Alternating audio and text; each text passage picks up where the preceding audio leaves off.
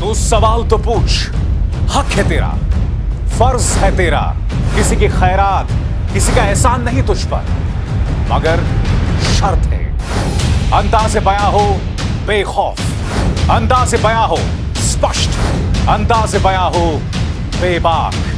हां, उस लफ्ज को याद रखो, अंदाज़े बयां हो बेबाक, बेबाक।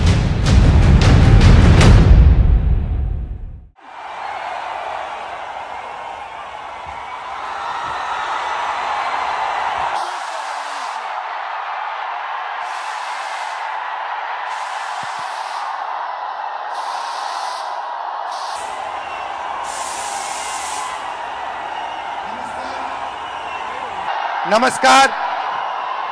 How are you? How is Prayagraj? Thank you for this wonderful welcome. Thank you for this love and affection. ये शहर मेरी फैमिली का घर यहाँ होता था, तो यहाँ आकर मुझे बहुत खुशी होती है। ये नॉलेज का सेंटर भी हुआ करता था। एक ऐसा टाइम था when Allahabad University was one of the best universities in the country. वो प्रयागराज जो राहुल गांधी के परिवार की जन्म और कर्म भूमि रही है, वहां से राहुल गांधी ने सीधे गुजरात लॉबी की जो सबसे बड़ी तिकड़ी है, सबसे पावरफुल, सबसे ताकतवर तिकड़ी है, यानी कि प्रधानमंत्री नरेंद्र मोदी, अमित शाह और गौतम अडानी, उन्हें सीधी चेतावनी दी है। हमने एक ऐसे शख्स को सुना जिसके पास इस देश के युवा के लिए एक प्लान है, जो युवा की ताकत और डेटा की ताकत की बात कर रहा था। भारतीय जनता पार्टी इसे फ्लॉप शो बता रही है, मगर हम आपको बताएंगे कि किस तरह से भारतीय जनता पार्टी से जुड़ी संस्थाएं बता रही हैं कि किस तरह से राहुल गांधी के छात्रों की गूंज, प्रयागराज में छात्रों की गूंज में जबरदस्त भीड़ जुटी। सबसे बड़ी बात, राहुल गांधी ने युवाओं को सुना, उनसे संवाद किया और उनकी ताकत का आभास दिलाया। हमने सुना एक ऐसे शख्स को जिसके मन में युवाओं के लिए एक खास ब्लूप्रिंट है। और हमने जो प्रयागराज में देखा ना दोस्तों, उत्तर प्रदेश में जो चुनाव होने वाले हैं उसके मद्देनजर इंडिया गठबंधन के लिए यह एक सुखद खबर हो सकती है। एक तरफ अखिलेश यादव का पीडीए अलायंस, यानी पिछड़ा दलित अल्पसंख्यक अलायंस, और दूसरी तरफ राहुल गांधी जिस तरह से युवाओं में अपनी मौजूदगी दर्ज कर रहे थे। अगर भारतीय जनता पार्टी का 15% वोटर भी इस तरफ शिफ्ट हो जाए तो आप अंदाजा लगा सकते हैं कि किस तरह से उत्तर प्रदेश चुनावों में भूचाल आने वाला है। राहुल गांधी का सारा फोकस युवा और उसकी ताकत पर था। और सबसे बड़ी बात, जैसे कि आप देख सकते हैं मंच पर उन्होंने ये 3 तस्वीरें पेश की, गौतम अडानी, प्रधानमंत्री नरेंद्र मोदी और अमित शाह, और तीसरा आरएसएस। इसका मकसद क्या है समझिए दोस्तों। राहुल गांधी बता रहे हैं कि इस देश की युवाओं की जो तमाम समस्याएं हैं उसकी जड़ में यह तिकड़ी है। गौतम अडानी जिससे लगातार फायदा हो रहा है, प्रधानमंत्री नरेंद्र मोदी और अमित शाह यानी भारतीय जनता पार्टी, जिनका बैंक बैलेंस लगातार बढ़ रहा है, ये अपने दफ्तर खोल रहे हैं हर शहर, हर सूबे, हर कस्बे में, और आरएसएस जिसकी कोई जवाबदेही नहीं है। और ये लगातार जंतर मंतर प्रोटेस्ट और राहुल गांधी की कोशिशों का ही नतीजा है कि मोहन भागवत जेनजी के साथ इंटरव्यू में कहते हैं कि जेनजी हमारा दुश्मन नहीं है, एंटी नेशनल नहीं है। अगर वो प्रदर्शन कर रहा है तो वो भाजपा के खिलाफ नहीं बोल रहा है। मगर सबसे पहले दोस्तों, राहुल गांधी की मोहब्बत की दुकान आज उन्होंने एक अपने अंदाज में से पेश किया है, जहां उन्होंने कहा कि इस देश का युवा जो है ना, वो नफरत, हिंसा की भाषा में बात नहीं करेगा, क्योंकि उसका फोकस साफ है। और आपको समझना पड़ेगा राहुल गांधी ने जो बात कही, जो मैं आपको सुनाने वाला हूं, इसके मायने क्या हैं। क्योंकि राहुल गांधी का सारा फोकस युवा प्लस डेटा पर है, मुद्दों पर है। मगर भारतीय जनता पार्टी आज भी हिंदू मुस्लिम कर रही है, उनके दादा की बात कर रही है, कह रही कि आप उनके कब्र क्यों नहीं गए। और आप जानते हैं कि इसका मकसद क्या है। राहुल गांधी वहां जाते गोदी मीडिया के सहारे आपने पूरे मुद्दे को हिंदू मुस्लिम कर देना था। सबसे पहले सुनिए युवाओं के बारे में राहुल ने क्या कहा कि यह युवा नफरत और हिंसा में बहने नहीं वाला है, आपकी सारी साजिशें नाकाम हो गई हैं। सुना जाए। हम नफरत से और हिंसा से कभी काम नहीं करेंगे। हिंदुस्तान का कल्चर सत्य और अहिंसा का है, नफरत का नहीं है। और एक भी स्टूडेंट के दिल में नफरत नहीं होनी चाहिए, सिर्फ मोहब्बत होनी चाहिए।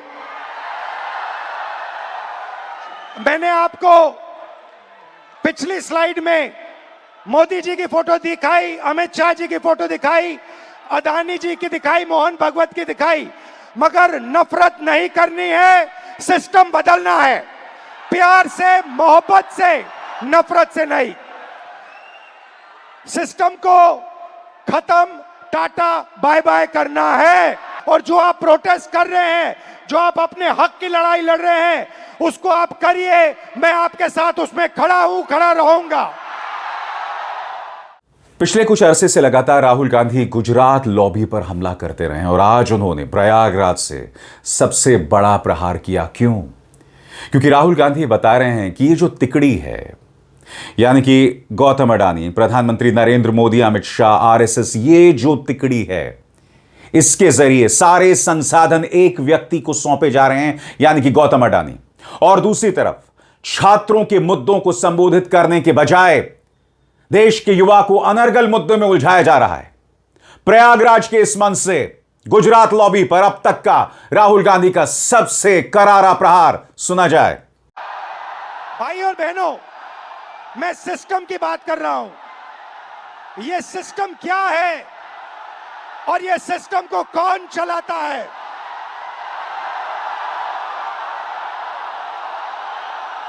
भाई और बहनों, डेटा आपका, दर्द आपका, दौलत इनकी।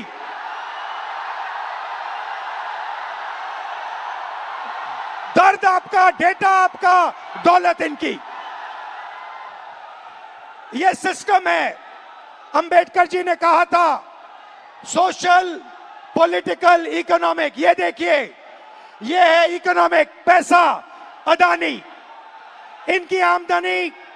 इनकी आमदनी 10 साल में 30 गुना बढ़ी है।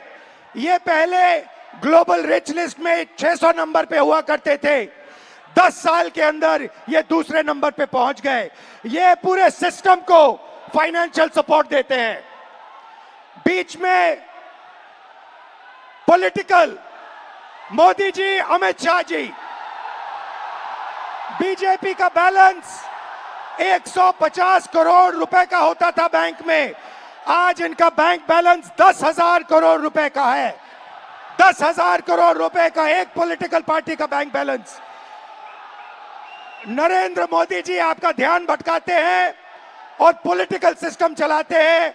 वोट चोरी होती है, वोटर लिस्ट में ब्राजील की औरतें आती है। और तीसरा, आपके सोच पर कंट्रोल, जो इलाहाबाद यूनिवर्सिटी में किया गया है, आरएसएस के वाइस चांसलर्स बैठा के हर संस्था में प्रचारक, ब्यूरोक्रेसी में प्रचारक, फोर्सेस में प्रचारक, मीडिया में प्रचारक, जुडिशरी में प्रचारक, पैरामिलिट्री में प्रचारक, यूनिवर्सिटी कॉलेजेस में प्रचारक। सोच को कंट्रोल करने का तरीका यह है सिस्टम। भाई और बहनों, मोहन भागवत, नरेंद्र मोदी जी, अमित शाह जी और अदानी जी, इस सिस्टम ने रोजगार खत्म किया। इस सिस्टम ने यूनिवर्सिटीज को कैप्चर किया। इस सिस्टम ने आप पर आक्रमण किया है। सबसे बड़ी बात दोस्तों, ये एक तरफा संवाद नहीं था। राहुल गांधी लगातार युवाओं से संवाद कर रहे थे।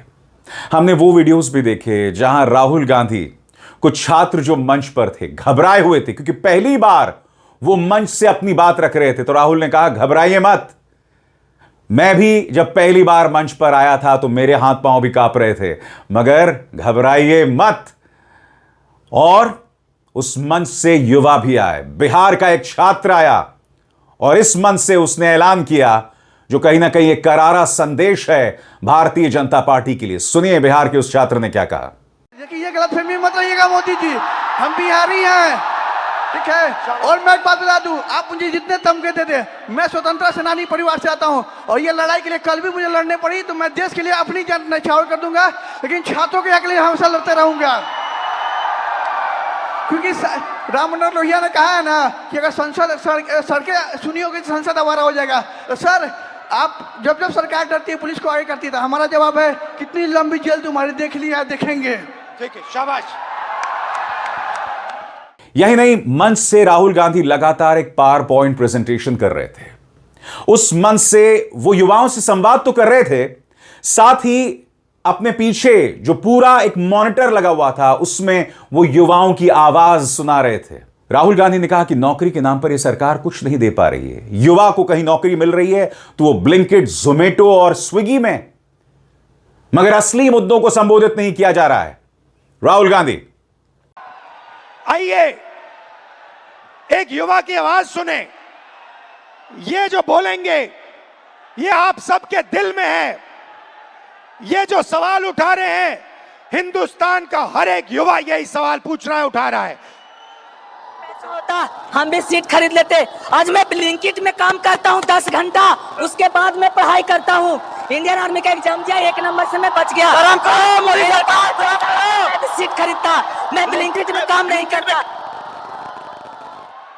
ये कह रहा है कि शिक्षा लेने के लिए मुझे ब्लिंकिट में बंधुआ मजदूर जैसे काम करना पड़ा और उसके बाद मजदूरी करने के बाद 21वीं सदी की मजदूरी करने के बाद पेपर लीक होता है और कोई अमीर बच्चा, अमीर परिवार पेपर खरीद के मेरे फ्यूचर को खत्म करता है। राहुल गांधी ने युवाओं को सराखों पर बिठाया और कहा कि आपने अंधेरे में रोशनी जलाने का काम किया। और आपको समझना पड़ेगा राहुल गांधी ने ऐसा क्यों कहा, क्योंकि जंतर मंतर प्रोटेस्ट से पहले भारतीय जनता पार्टी ने मास मीडिया के जरिए, अपने प्रचार तंत्र के जरिए, चुनाव में अपने भाषणों के जरिए इस देश की जनता की नसों में सिवाय जहर भरने के कोई काम नहीं किया। हिंदू मुस्लिम डराना, धमकाना, भड़काना। इसलिए राहुल गांधी अपने सामने जो युवा देख रहे थे उसमें वो एक उम्मीद देख रहे हैं। सुनिए उन्होंने क्या कहा। इस अंधेरे में, मगर इस अंधेरे में आप लोगों ने लाइट जला दी। ये देखिए, इस अंधेरे में आपने वो करा जो आपके माता पिता नहीं कर पाए। वो अपने डर का सामना नहीं कर पाए, मगर हिंदुस्तान के स्टूडेंट्स, हिंदुस्तान के युवाओं ने अपने डर का सामना किया और देश को बदल दिया। आपने आवाज रखी आपने अपनी आवाज रखी, नफरत के साथ नहीं, मोहब्बत के साथ आपने अपनी आवाज रखी।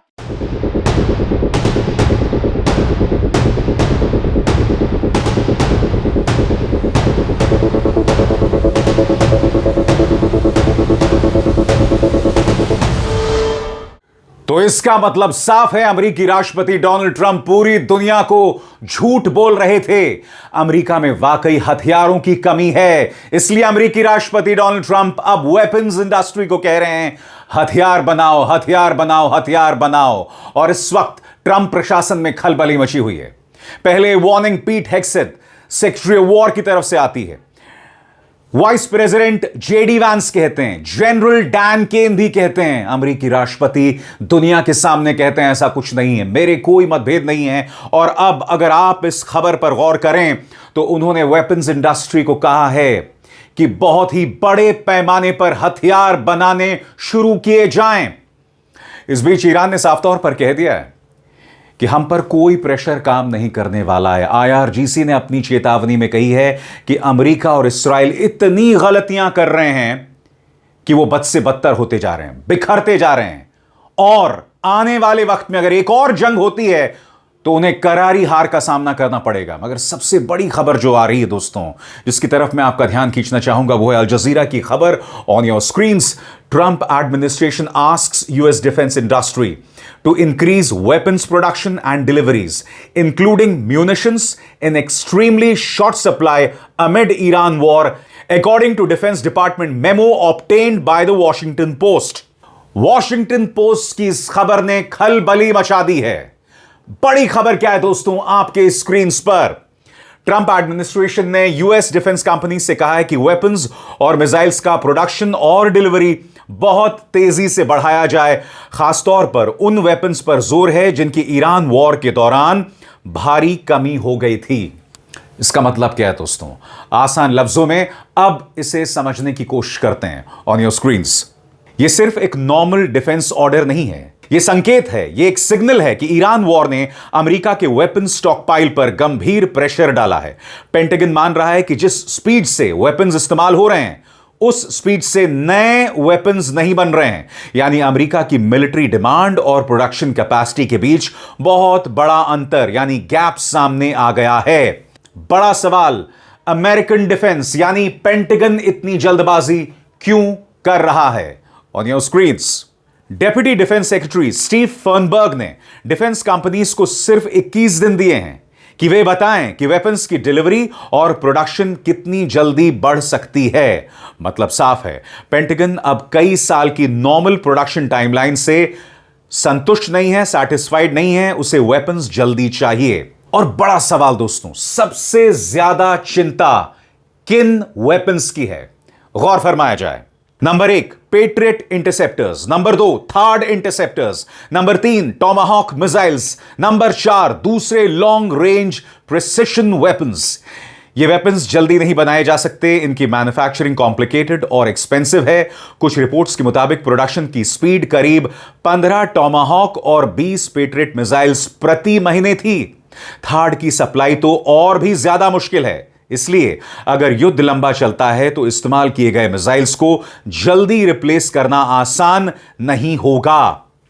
तो आप समझ रहे हैं दोस्तों, ट्रंप चाहते हैं कि जल्दी हथियार जो हैं वो आ जाएं, मगर इन्हें बनाने में वक्त लगता है।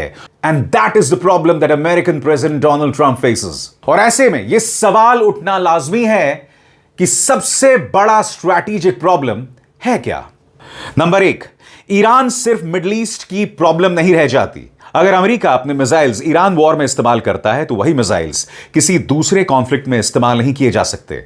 इसका सीधा असर पड़ सकता है चाइना के खिलाफ इंडो पैसिफिक की तैयारी पर, यूरोप की सिक्योरिटी पर और दूसरे पोटेंशियल कॉन्फ्लिक्ट्स पर। यानी कि अमेरिका बाकी फ्लैश पॉइंट्स पर कमजोर पड़ सकता है, चाइना के साथ खासतौर से। आगे पॉइंट नंबर 2, लंबा ईरान वॉर अमेरिका के लिए मुश्किल हो सकता है। इसका मतलब यह नहीं कि अमेरिका के वेपन्स खत्म हो गए, लेकिन अगर युद्ध लंबा चला और ईरान लगातार मिसाइल्स और ड्रोन से जवाब देता रहा तो अमेरिका के पास अवेलेबल वेपन्स का बफर लगातार कम होता जाएगा। यानी किसी दूसरी जगह अचानक क्राइसिस आने पर मुश्किल बढ़ सकती है। और सबसे बड़ी बात दोस्तों, यह चाइना के लिए एक इंपॉर्टेंट सिग्नल है। किस तरह से? गौर फरमाएं। चाइना इस पूरे कॉन्फ्लिक्ट को ध्यान से देखेगा क्योंकि ईरान वॉर दिखा रहा है कि अमेरिका हाई इंटेंसिटी वॉर में कितनी तेजी से अपने एडवांस मिसाइल्स इस्तेमाल करता है और उन्हें रिप्लेस करने में कितना वक्त लगता है। इसलिए पेंटागन की चिंता सिर्फ ईरान नहीं बल्कि फ्यूचर में चाइना के साथ पॉसिबल कॉन्फ्लिक्ट को लेकर भी है। एक और बड़ी प्रॉब्लम, सस्ता हमला, महंगा डिफेंस।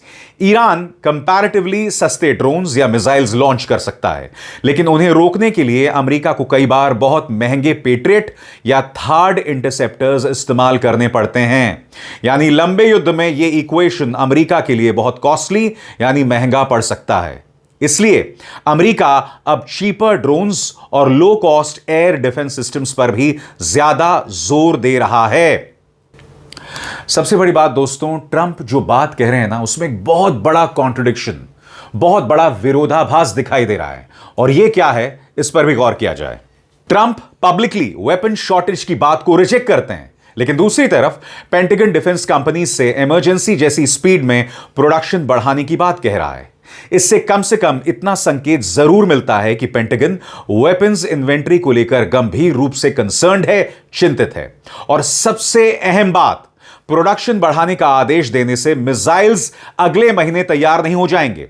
एडवांस मिसाइल्स के लिए factories, trained workers, specialised electronics, rocket motors और दूसरे कंपोनेंट्स चाहिए। कुछ क्रिटिकल वेपन्स का स्टॉक पुराने लेवल तक वापस लाने के लिए 1 से 4 साल या उससे ज्यादा लग सकता है। इसका मतलब आप समझ रहे हैं? यानी कि अगर अमेरिका को फुल ऑन मुकाबला करना है ईरान के साथ या चाइना के साथ, तो उसे अब इस वक्त कम से कम 4 साल का वक्त लगेगा। इसलिए अब अमेरिकी राष्ट्रपति डोनाल्ड ट्रंप कह रहे हैं कि वेपन्स बनाओ, हथियार बनाओ, और वहां पर खलबली मची हुई है। मगर जहां तक ईरान की बात है, ईरान ने साफ तौर पर कह दिया है कि हम पर कोई प्रेशर काम नहीं करने वाला है। प्रेस टेलीविजन की इस खबर पर गौर किया जाए, Iran will resist any attempt to force it into submission, president Pezeshkian, यानी कि हम पर अगर कोई दबाव बनाया जाएगा तो हम उसका पुरजोर विरोध करेंगे। एक इंटरव्यू में पेजेश्कियान ने क्या कहा है, गौर फरमाया जाए। प्रेसिडेंट मसूद पेजेश्कियान ने कहा है कि ईरान किसी भी ऐसे प्रेशर को स्वीकार नहीं करेगा जिसका मकसद उसे झुकने या सरेंडर करने पर मजबूर करना हो। उन्होंने साफ कहा कि ईरान अपने अधिकारों, अपने राइट्स की रक्षा करता रहेगा और अपनी मिलिट्री और डिफेंस कैपेबिलिटीज को बनाए रखेगा। शुक्रवार को अपने शपथ ग्रहण की, अपनी स्वेरिंग इन की दूसरी सालगिरह के मौके पर एक टेलीवाइज्ड इंटरव्यू के तीसरे और आखिरी हिस्से में पेजेश्कियान ने कहा, अगर वे हमें झुकने के लिए मजबूर करेंगे तो हम लड़ेंगे, हम पीछे नहीं हटेंगे और ना ही सिर झुकाएंगे। जब हम अपने अधिकार हासिल करने में काबिल हैं तो हम उस रास्ते पर क्यों चलें जो इस्राइल चाहता है। माहौल बहुत दिलचस्प हो चला है दोस्तों। सबसे बड़ी बात, अमेरिका को अपने वेपन्स प्रोडक्शन पर ध्यान देना पड़ रहा है। इससे पता चलता है कि अमेरिका का सिस्टम किस तरह से हॉलो आउट हो गया है, खोखला हो गया है, कि अमेरिकी राष्ट्रपति को यह कहना पड़ रहा है कि हमारे देश में हथियारों की कमी है। इमेजिन दोस्तों, अगर अमेरिका की चाइना के साथ जंग शुरू हो जाती या रशिया के साथ हो जाती, तब क्या होता। अभिसार शर्मा को दीजिए इजाजत। नमस्कार।